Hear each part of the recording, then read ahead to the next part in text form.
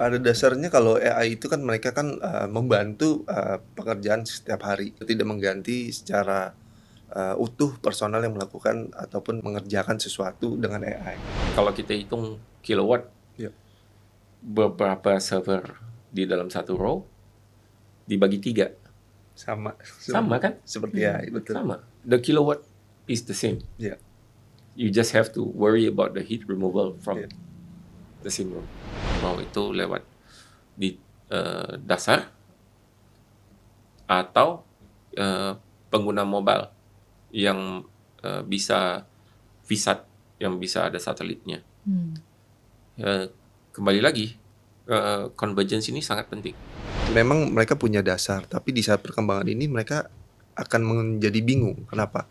Karena, implementasi AI ini dengan cyber security, mereka tidak lagi menggunakan C++. Mereka tidak lagi menggunakan JavaScript. Mereka akan berubah. Kalau menurut Bapak nih, kira-kira kapan sih para wirausaha Indonesia ini bisa mulai untuk, wah nih saya mau nih mulai AI ready untuk data center saya, itu kira-kira kapan ya Pak kita bisa mulai itu? Apakah saat ini juga ataukah saat ini kita bisa mulai tapi mungkin tidak seluruhnya, atau bagaimana tuh Pak baiknya?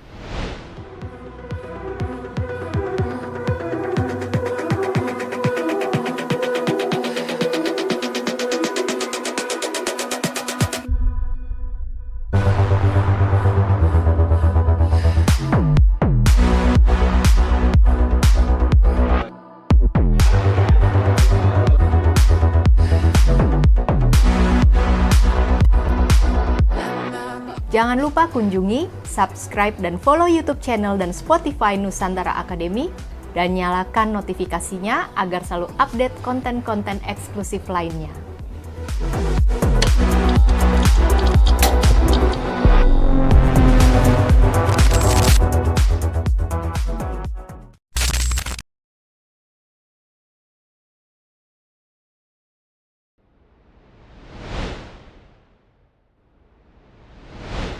Oke, mungkin di saat sudah ada tren yang booming di Singapura untuk AI, Indonesia perlu bersiap, gitu.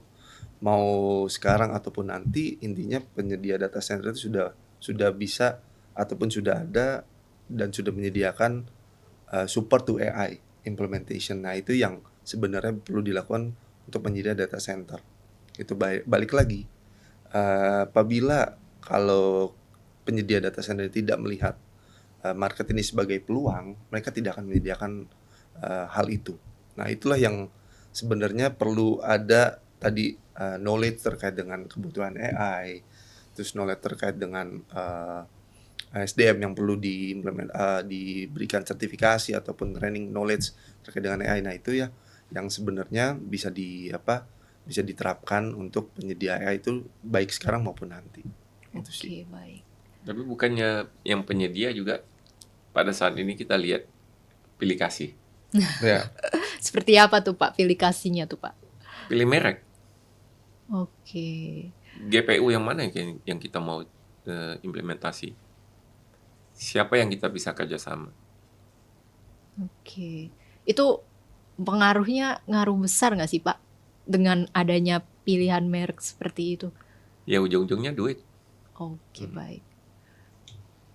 Kalau dari pemerintah sendiri mungkin udah sempat ada nggak sih Pak apa yang arahannya kemana gitu terkait dengan AI data center ini Pak?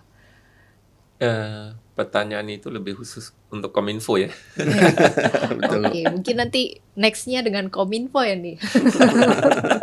Supaya bisa lebih nyambung gimana nih caranya di Indonesia nih, Iya, letaknya, karena lokasinya gitu ya Pak ya. karena kuncinya di mereka, spektrum. Ya. Spektrum untuk frekuensi di tangannya mereka. Oke, baik. Pembangunan data center nasional, pusat data Nasional PDN. di tangannya mereka. Oke, baik Pak.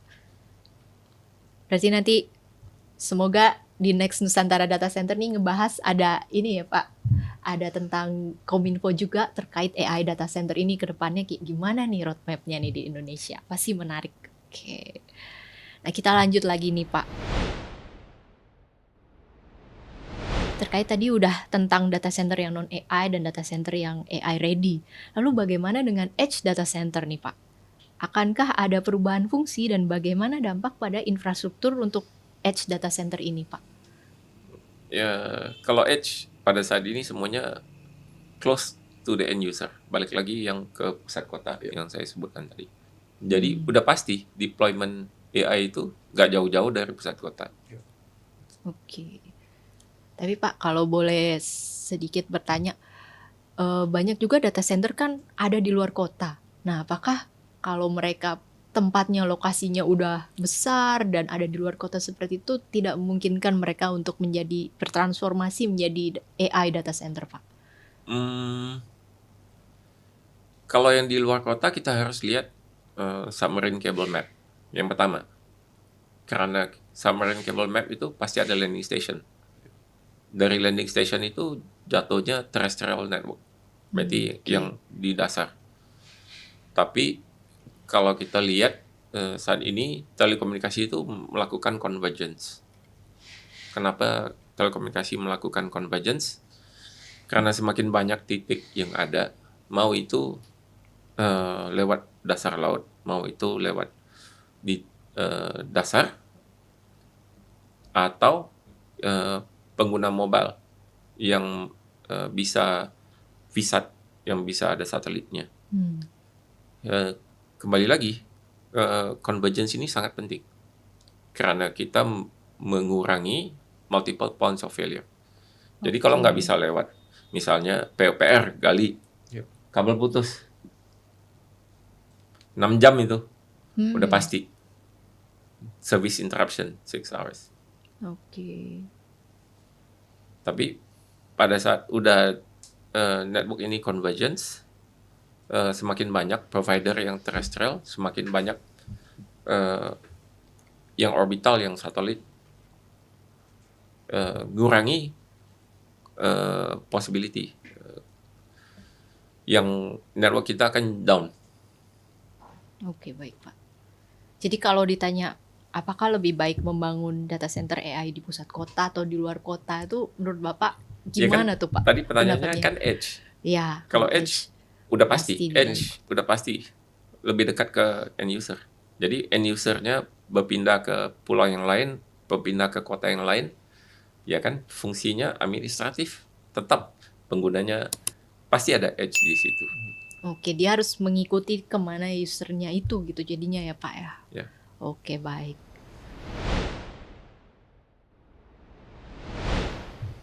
Oke, selanjutnya kalau peran data center infrastructure management yang didukung AI ini Pak dalam prediksi kegagalan komponen dan mengoptimalkan penggunaan energi dalam fasilitas data center, kalau menurut Bapak gimana sih peran DCIM ini Pak? Mungkin boleh diterangkan Pak. Oke. Nah, DCIM itu sebenarnya kan data center intelligent monitoring. Nah, mereka biasanya mengambil real time sensor. Jadi ataupun real time indikator.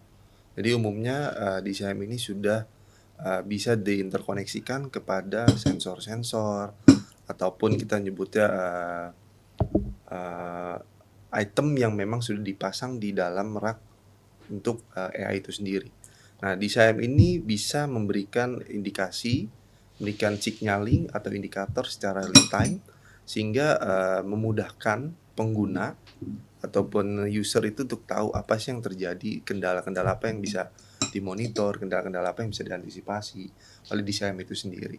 Gitu. Jadi pada dasarnya DCIM ini bisa terinterkoneksi dengan komponen yang memang nanti bisa memberikan signaling ataupun indikator ke end user untuk mengantisipasi adanya kendala ataupun isu di dalam server si AI itu sendiri. Iya, tapi sebenarnya yang kita sebutnya perangkat aktif kan sebenarnya is a passive component. Iya. Dia cuma ngasih sinyal, dia cuma ngasih info. Hmm. Yang reaksinya tetap SDM. Iya, betul. Network itu sendiri nggak bisa mengatasi masalah itu. Hmm. Belum sampai saat itu. Iya.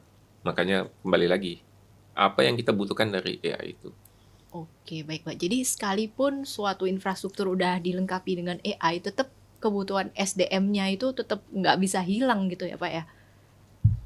Oke, baik. Dan SDM-nya bahkan harus lebih di-upgrade. Artinya dia memang sudah dibantu AI, tapi peran monitoring dari seorang SDM ini juga tetap penting gitu ya, Pak ya? Iya.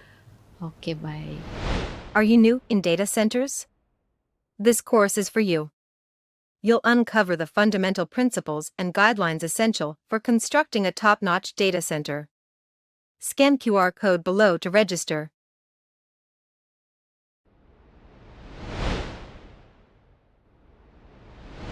Nah, setelah kita tadi diskusi tentang letaknya, desainnya, infrastrukturnya, kita ingin bahas nih Pak tentang environmental sustainability dan governance goal.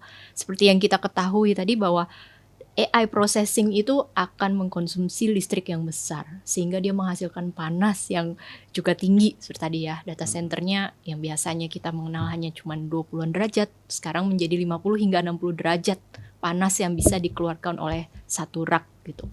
Nah, ini kalau menurut Pak Haslan dan Pak Bisardi, apakah dapat diartikan AI data center ini sebenarnya bertentangan dengan sustainability goals karena dia sudahlah listriknya tinggi, panasnya juga luar biasa tinggi. Nah itu kalau menurut Bapak gimana tuh terkait sustainability goals yang justru saat ini kan kita berlomba-lomba nih ya untuk eco-friendly karena dunia juga semakin panas. Nih gimana nih Pak kalau menurut pendapat Bapak?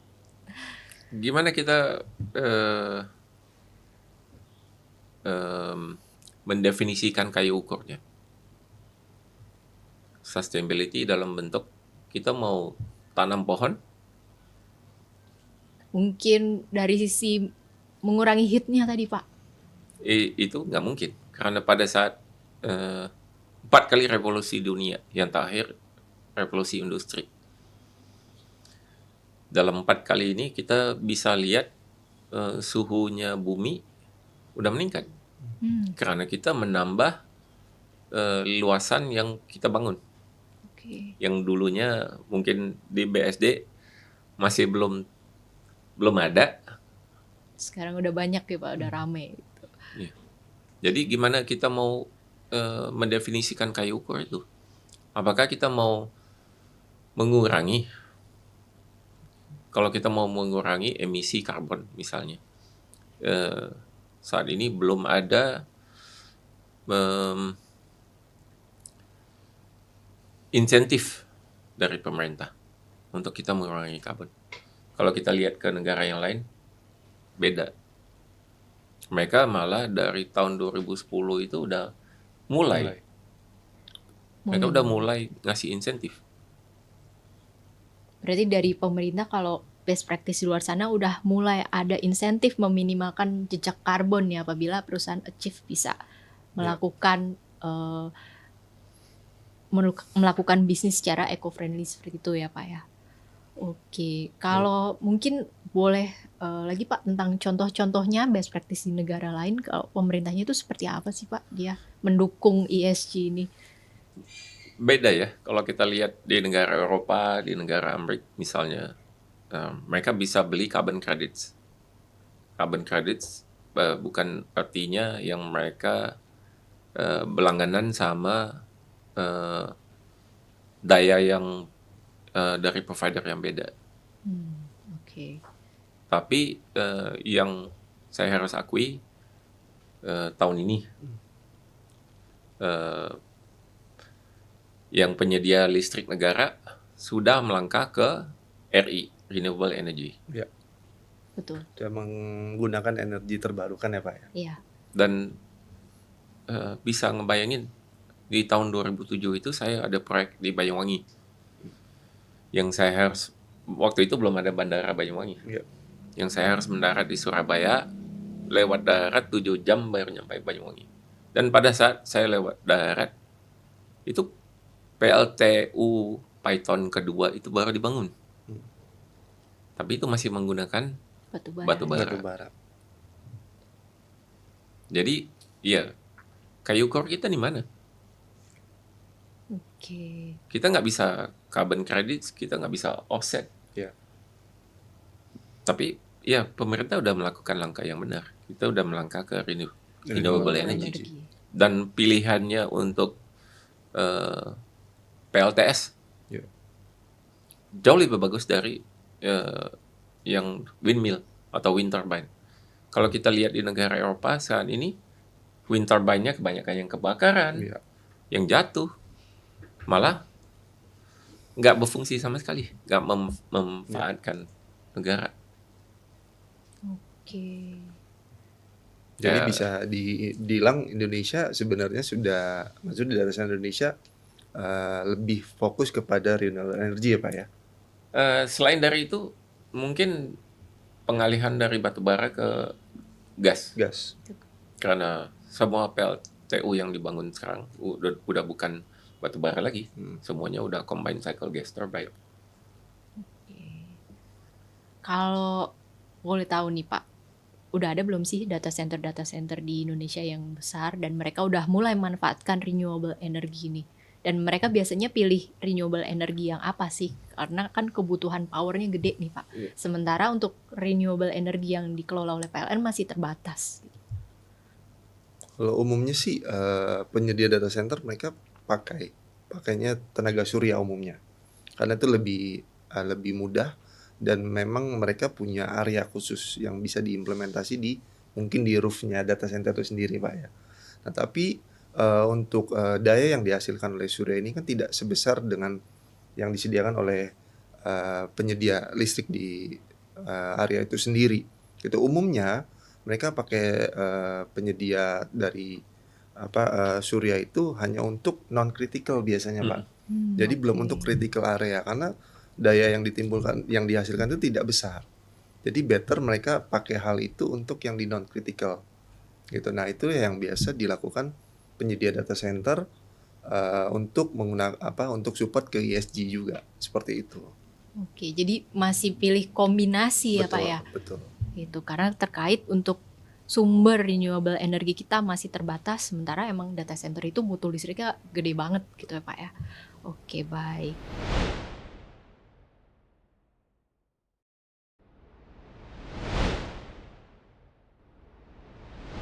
Nah, kita ingin lanjut nih Pak, kita ingin tahu.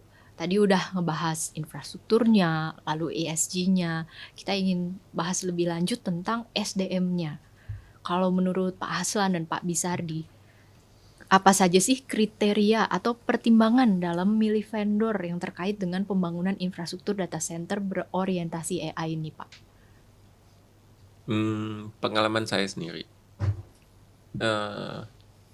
Anak SMK Indonesia itu landasannya, dasarnya masih lumayan kukuh. Oke. Karena mereka bisa C++, JavaScript. Mereka masih bisa nangani. Ini anak SMK. Saya sendiri bawa satu anak SMK ke Singapura. Mau kuliahin dia. Dan itu program yang pedagoginya berbeda. Pedagoginya sama sekali nggak ada guru yang ngajar. Jadi lingkungan itu, yang satu angkatan itu saling mengajar. Luar biasa. Untuk negara kayak Singapura itu yang nggak berlandaskan pedagogi itu udah luar biasa. Karena ya kita tahu Singapura semuanya teratur, semuanya rapi, semuanya ada proses. Kita nggak bisa melanggar. Jadi pada saat saya bawa anak SMK satu dari Rembang ke Singapura, lucunya anak Singapura nggak ada dasarnya kayak dia. Nggak punya dasar ya Pak? Oh. Disuruh bikin programming. Tugas yang pertama disuruh bikin programming. Anak Singapura pakai ChatGPT. Oh. AI. Why?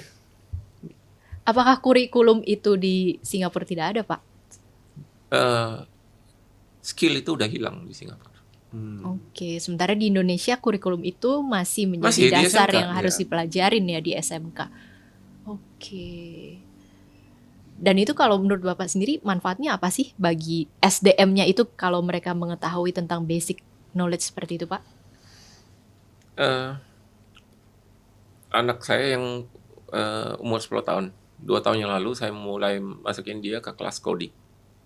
Kenapa saya masukin dia ke kelas coding? Karena dia senang main Minecraft sama Roblox. Dan pertanyaan saya, ke dia pada saat saya mau daftar dia ke kelas coding, kamu mau kreasi objek kamu sendiri nggak di dalam game kamu? Kamu mau bangun environment kamu di dalam game kamu sendiri? Tertarik dia? Tertarik. Masuklah dia daftar 2 tahun yang lalu. Tapi pada saat kamu ngambil objek-objek untuk bikin coding, menciptakan sesuatu, kalau pada saat udah ada error di dalam aplikasi kamu, yang nggak ngerti programming nggak bisa selesaikan. Oke. Baik. Karena objek itu di dalam coding itu adalah series of instruction. Anak yang programming aja yang ngerti series of instruction. Pada saat series of instruction ini bercanggah, bertolak belakang, clash, you cannot solve the problem. Yeah. Because you only looking at the object. You're not understanding the script. Oke, paham. Jadi seperti di belakangnya ada skenarionya yang dia pahami sehingga ketika terjadi error atau apapun sumber daya yang mengerti C++ seperti Java tadi bisa lebih paham ya Pak. Nah kalau yang seperti Bapak cerita tadi mereka menggunakan ChatGPT itu gimana tuh Pak kalau mereka hanya taunya dari situ tuh Pak? How do you create a program? Pada saat kamu mau melakukan program, kamu harus mikir logikanya dari A sampai Z. Ya. Tapi pada saat ini gak banyak yang mikirkan itu. Jadi pada saat ada satu instruksi yang pada saat kamu execute, errornya muncul terus. Oke. Gimana menyelesaikan masalah itu? Jadi sebenarnya kalau dalam hal ini boleh nggak dikatakan bahwa sebenarnya dengan kurikulum di Indonesia karena kita di SMK wajib belajar seperti itu sebenarnya peluang kita terhadap nantinya di ke depan untuk industri telco, IT dan juga AI data center ini bisa lebih paham dong Pak SDM kita. Kalau misalkan memang mereka graduate dari sekolah yang berkaitan dan mereka belajar basic-basicnya dengan baik yang belum dihilangkan mata pelajaran itu. Mungkin kebutuhannya beda. Yang pertama lebih mengarah ke cyber security saat ini.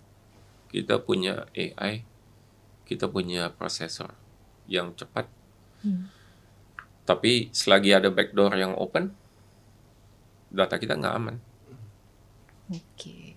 Berapa kali kita lihat di koran, lihat di berita, jebol data. Yeah.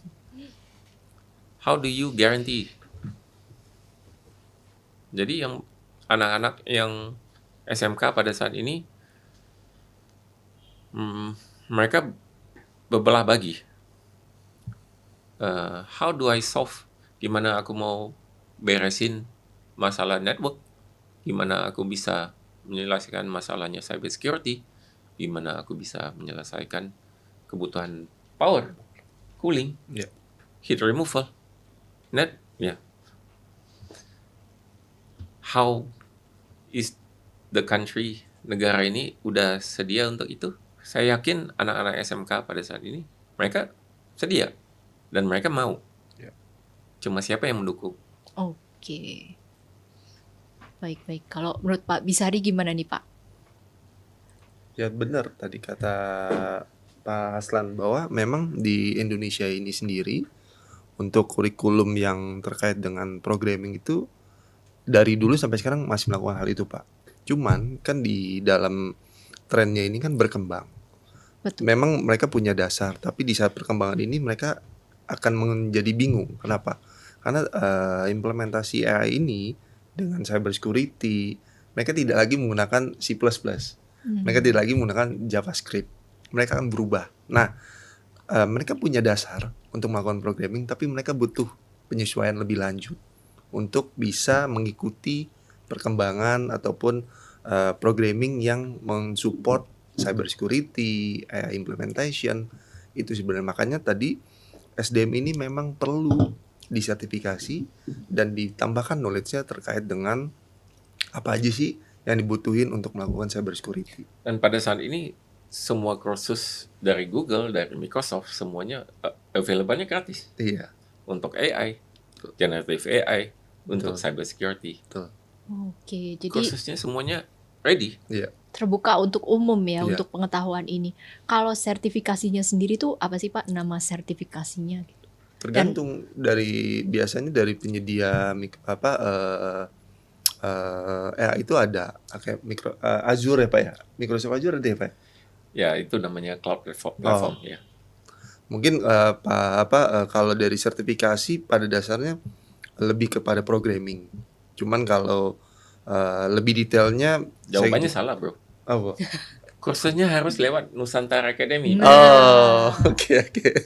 Berarti harus ke Nusantara ya Pak ya? Ya, Oke. menarik ya. Jadi teman-teman yang ingin belajar mungkin bisa juga ke Nusantara Academy dan juga mungkin bisa lebih lanjut nih ya. Tanya-tanya sama Pak Haslan, tanya-tanya Pak Bizardi juga seperti apa sih, karena emang sesuatu yang baru dan perlu disiapkan gitu ya untuk tren ke depan nanti. Are you an engineer, consultant, or policymaker? This course is for you. You'll gain invaluable insights into the latest industry trends and best practices. Scan QR code below to register.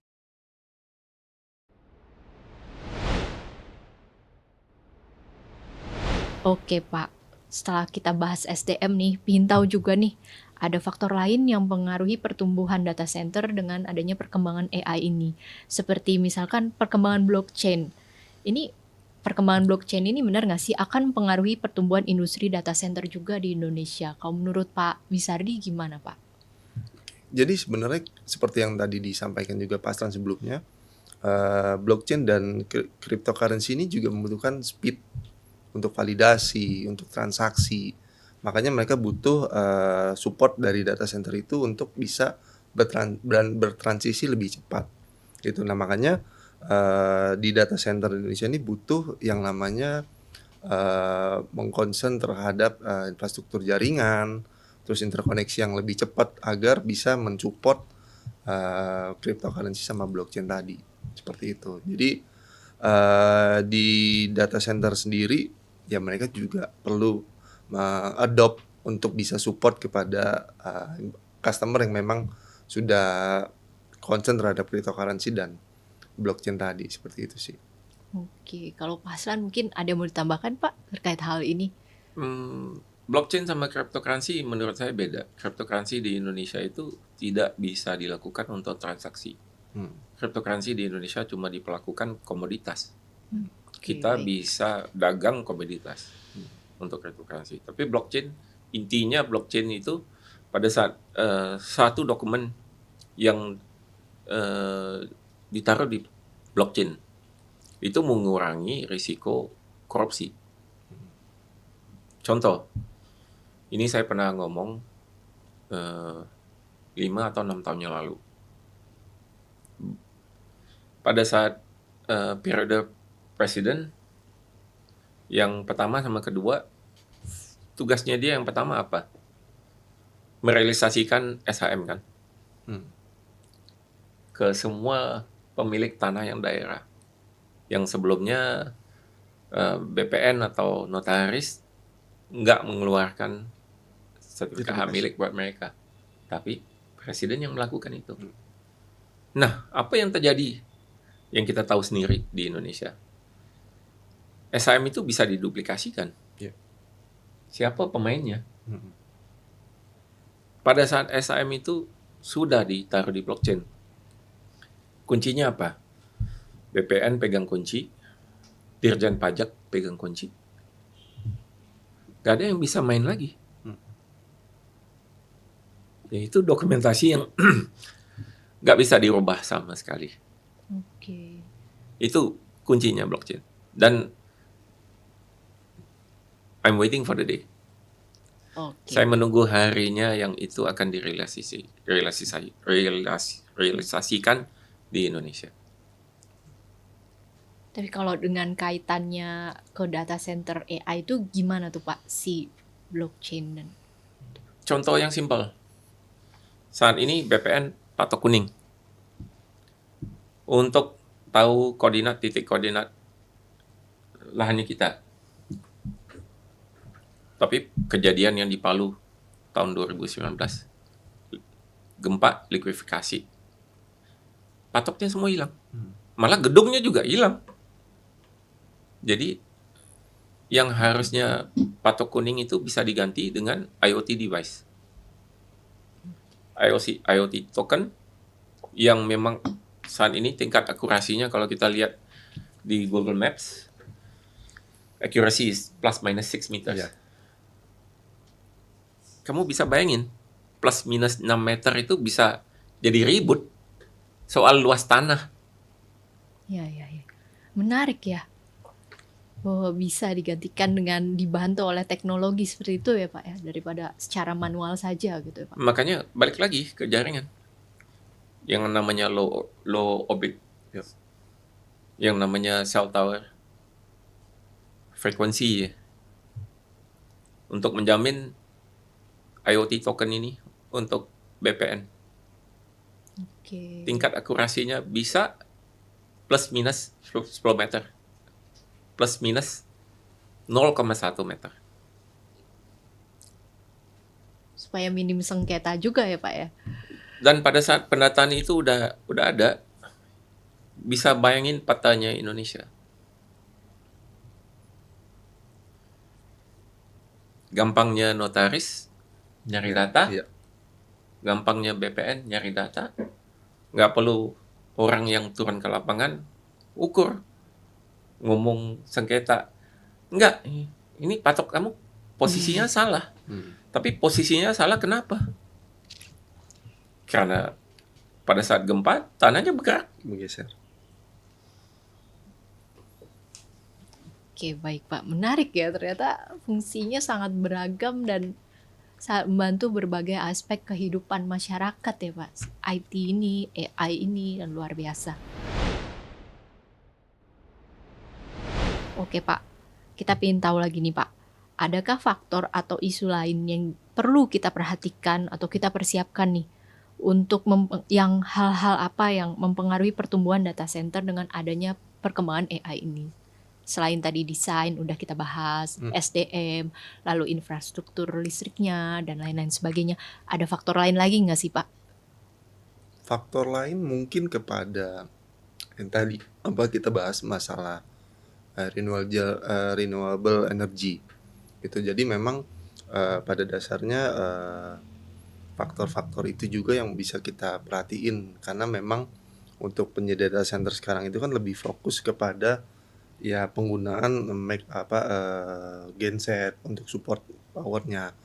Terus juga pakai mungkin kalau dari penyedia power itu dari PLN sendiri kan sudah menyediakan. Cuman kalau di faktor-faktor yang bisa dijadikan dasar untuk perubahan ini ya di data center yang memang sudah support untuk renewable energy, karena memang masih sedikit sekarang.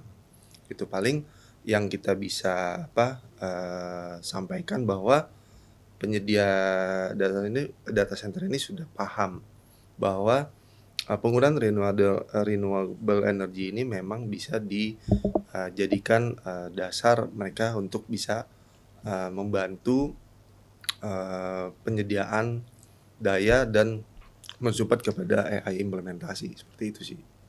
Oke, baik. Kalau dari Pak Hasan sendiri gimana nih Pak pendapatnya? Faktor lain apa lagi sih Pak yang perlu diperhitungkan ketika mau go data center AI gitu Pak? Demand. Faktor lain Pak? Still demand. Di negara yang penduduknya 278 juta, pengguna HP lebih dari jumlah penduduk. Demand. Pada saat demand itu semakin meningkat, generasi yang saat ini yang di bawah umur 30 yang milihnya konten ya. Iya. Video creator, konten. Oke, baik. Kalau mereka itu dibanding dengan demand enterprise seperti apa tuh Pak? Enterprise user biasanya udah fix sih. Ya. Itu kebutuhannya nggak akan meningkat drastis. Karena kalau nggak ada kebutuhan untuk perusahaan itu nggak ada namanya enterprise account. Oke. Bisa tanya ke semua enterprise account manager ya, Ya. ya kan? Betul, Pak. So pada saat saya bangun kapasitas, baru ada demand-nya. Ya. Pada saat saya nggak bangun kapasitas. Dan kenapa saya bangun kapasitasnya? Berbagai faktor. Nomor satu, Singapura udah moratorium. Ya. Nggak bisa bangun Nggak data bisa ada center yang data- baru. Betul. Diizinkannya cuma 3 atau 4 yang baru. Oke. Jadi limpahannya kemana? Toh kita tahu pada saat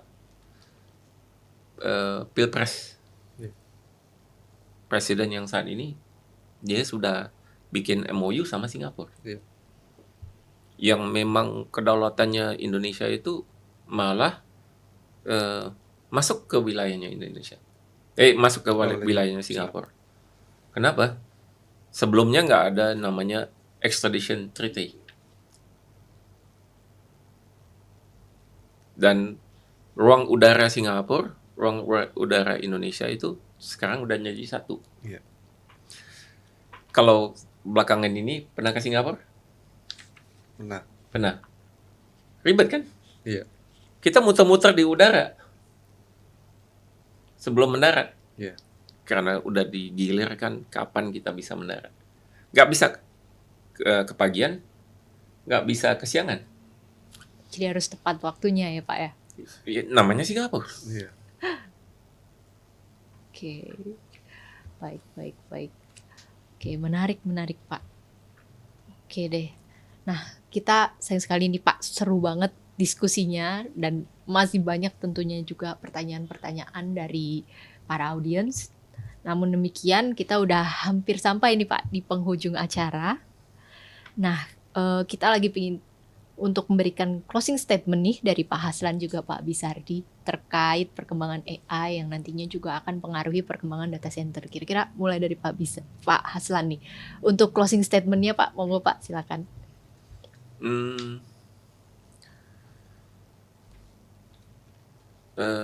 AI deployment will be a sure thing. Itu udah pasti. Kita nggak bisa menjauhi dari itu. Karena contohnya perusahaan Sinarmas di BSD-nya sendiri sudah trial namanya autonomous driving vehicle. Yep. Why? Autonomous driving vehicle, ya balik lagi. Kalau memang tingkat akurasinya GPS kita masih plus minus 6 meter, plus minus 6 meter, kamu bisa bayangin tuh bis, kamu bisa bayangin tuh mobil geser 2 jalur, 3 jalur. Iya. Udah tabrakan. Ya, so AI is a sure thing. Oke. Tinggal tunggu orang yang bisa mengimplementasikannya dengan pintar. Dan sudah ada suhunya. Oke, baik Pak. Ditambah dengan akurasinya juga harus lebih spesifik lagi ya Pak ya. Nggak bisa terlalu banyak gesernya atau perbedaannya gitu dengan yang real life-nya gitu. Oke. Kalau dari Pak Bizardi gimana nih Pak? Oke. Jadi tren AI ini tidak bisa dihindari dan tidak bisa dipisahkan dengan adanya data center di Indonesia. Jadi menurut saya lebih baik penyedia data center Indonesia mempersiapkan diri untuk masuknya tren AI yang lebih besar. Mungkin trennya bisa setahun 2 tahun ke depan. Jadi untuk penyedia data center ini mungkin bisa lebih ready dari sekarang untuk bisa mempersiapkan segala sesuatunya untuk mensupport AI itu coming ke Indonesia. Gitu. Paling itu yang memang be ready aja untuk penyedia data center di Indonesia itu be ready karena akan ada tren yang besar masuk untuk AI di Indonesia ya Pak. Karena tadi Singapura sudah tidak bisa membangun data center. Mereka ada limitasi batasan. Dan mereka sekarang bergeser. Nah, umumnya penyedia data center terbesar itu datang dari Singapura dahulu. Mereka melihat Indonesia sekarang masih banyak lahan yang bisa dibangun dan diterapkan untuk data center. Utama lagi untuk AI data center. Gitu. Jadi kita statementnya adalah lebih bisa untuk mempersiapkan diri menghadapi tren booming AI di Indonesia. Itu aja. Kalau untuk yang dipersiapkan Pak, itu utamanya apa sih? Poin utamanya yang mungkin Bapak highlight, yang ini harus mas banget. Mungkin pertama regulasi terkait dengan infrastruktur jaringan. Karena pada dasarnya pemerintah yang mengatur itu semua. Pertama itu. Kedua, kecepatan jaringan juga tergantung dari pemerintah memberikan izin seberapa besar kecepatan itu. Dan yang ketiga mungkin area yang memang bisa mensupport pembangunan data center yang berbasis ataupun mensupport di AI itu sendiri. Jadi itu yang tadi. Mungkin balik lagi ke pemerintah. Di saat pemerintah sudah memberikan regulasi ataupun persetujuan terhadap infrastruktur jaringan yang mensupport AI, itu pertama sudah menjadi faktor baik untuk penyedia data center. Tapi setelah itu baru kita lihat ke depannya, baik dari sisi area, baik dari sisi support daya, baik dari sisi support wilayah, itu yang mungkin kita bisa. Asal jangan merubah konstitusi aja, bro. Betul, Pak. Oke, baiklah. Luar biasa sekali narasumber kita hari ini ya, Pak Bizardi dan juga Pak Haslan. Kami ucapkan terima kasih kepada kedua narasumber karena telah berbagi wawasan mengenai pengaruh perkembangan AI terhadap industri data center di Indonesia. Tentunya wawasan ini kita harap bisa bermanfaat bagi kita semua, baik bagi teman-teman yang hadir di sini maupun nanti yang akan nonton juga dalam tayangan ulang. Kami juga sampaikan semoga bapak-bapak ini sukses selalu dalam pekerjaannya dan mudah-mudahan kita bisa jumpa lagi di episode selanjutnya ya Pak ya, dengan topik yang lebih menarik lagi. Oke, sebelum kita menutup episode kali ini, boleh ya kita memberikan salam unity dulu. Kita ajukan 2 jari kepada kamera. Oke, 3, 2, 1. Salam Unity. Oke. Terima kasih Pak Haslan dan Pak Bizardi. Oh ya, audiens semua, jangan lupa like, subscribe YouTube Nusantara Academy dan jangan lupa juga nyalakan notifikasi YouTube-nya Nusantara Academy supaya bisa menyaksikan episode-episode selanjutnya yang pastinya selalu menarik dan penuh wawasan bagi kita semua. Saya Ayu Saptarika, saya undur diri. Sampai jumpa di episode podcast Nusantara selanjutnya. Bye-bye. Menikmati podcast ini, Anda bisa dengarkan di mana saja. Temukan kami di Spotify dan jangan lewatkan episode selanjutnya. Cukup ikuti kami di Spotify Nusantara Academy. Selamat mendengarkan. Ingin terhubung dengan para ahli di industri data center? Bergabunglah dengan komunitas kami di LinkedIn Nusantara Digital Community untuk berkolaborasi, berbagi wawasan, dan tetap update terkait dunia digital saat ini.